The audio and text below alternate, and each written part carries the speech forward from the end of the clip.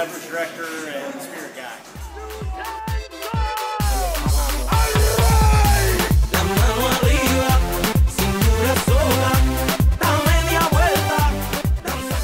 Hi, I'm Beck. I am the Sommelier and Beverage Director for Hugo's restaurant. We're here at Westheimer, one of the great Mexican restaurants in the United States. We are delighted to help kind of share you a little bit of our preparations and thoughts on Cinco de Mayo. Because above all, that is a holiday that is all about drinking. You can take it lots of ways, but it's certainly something that wants to incorporate the ingredients of Mexico, namely tequila, mezcal, and soltol. You can certainly do classic traditional margaritas, but if you're looking to kind of bustle up your day, make it a little more exciting, then we got a couple little ideas for you. After all, it is on a Sunday, so maybe brunch is going to take a little place there. One of the classic drinks of Mexico is something called a paloma, and it is traditionally done with like a jarrito, which is like a little grapefruit soda that they do in Mexico. We do a version that's a little bit drier, a little bit more complex, but it's a very refreshing drink, great way to start your day. So the first thing you want to do is you get a nice glass, lightly salted and ready to go. The drink itself is super easy to make, which is why it's great for parties, particularly if you're planning on hanging out at the pool. All you're going to do is you're going to get your little shaker going on there, and here's the really key step. You just have to decide what your flavor profile is. For me, I want to do mezcal because it's got that little bit of a smoky kick to it. It is very unique. There's no other flavor like mezcal in the United States. We typically see it down in the Oaxacan area. It's a different species of agave than tequila, and it's cooked underground in charcoal. But you can also do something we find on the edges of West Texas, the Chihuahua area, called soltol, which is also a little bit more distinct and rustic than tequila. Well, I said we're going to use mezcal for this one.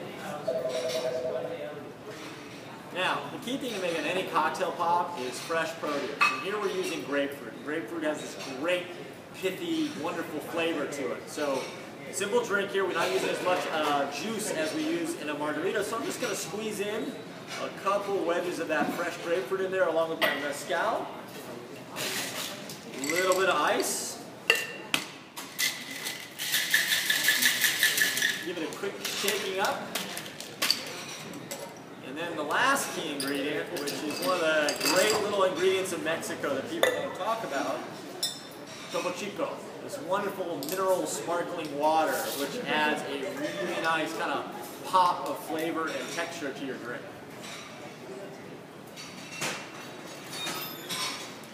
As easy as ABC, you've got a paloma, and these things you can drink non-stop and feel very refreshing. So that's our kind of more to the traditional aspect of Mexico.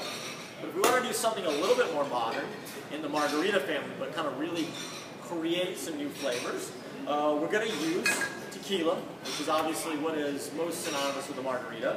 But instead of the usual orange liqueur like a Grand Marnier or Cointreau, we're going to use a spicy ginger liqueur called Canton's Ginger to kind of give it a little bit of a different flavor. So we start out with our tequila. Coralejo I like because it's good value. It's also got that nice rustic flavor of Mexico.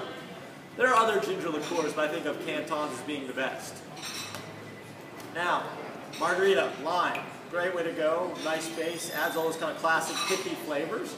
But instead of just using lime, instead of just using your basic simple syrup, we've actually made a combination of pomegranate, passion fruit nectar, and a little bit of agave nectar. This is where you can really play around with the flavors of margaritas without having to keep 50 ingredients in house, because I can just mix this into one ingredient and very easily use this to make my margarita. You know, if you're having a party or a bunch of people over here, you don't want to be standing behind the bar using 50 steps to make your cocktail.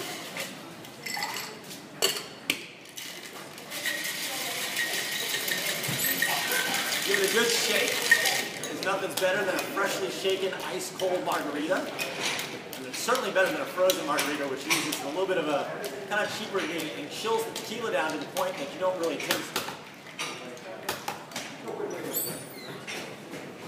Salt is optional, although you can certainly play with salts. You can use sea salts, you can use citrus zest and mix it with your salts. But here we've done just a more basic salt. We play off with that really bright flavor of the passion fruit, that beautiful color of the pomegranate. Again, you've got a nod to the traditions of Mexico, but something a little bit more modern. Happy Cinco de Mayo and drink well.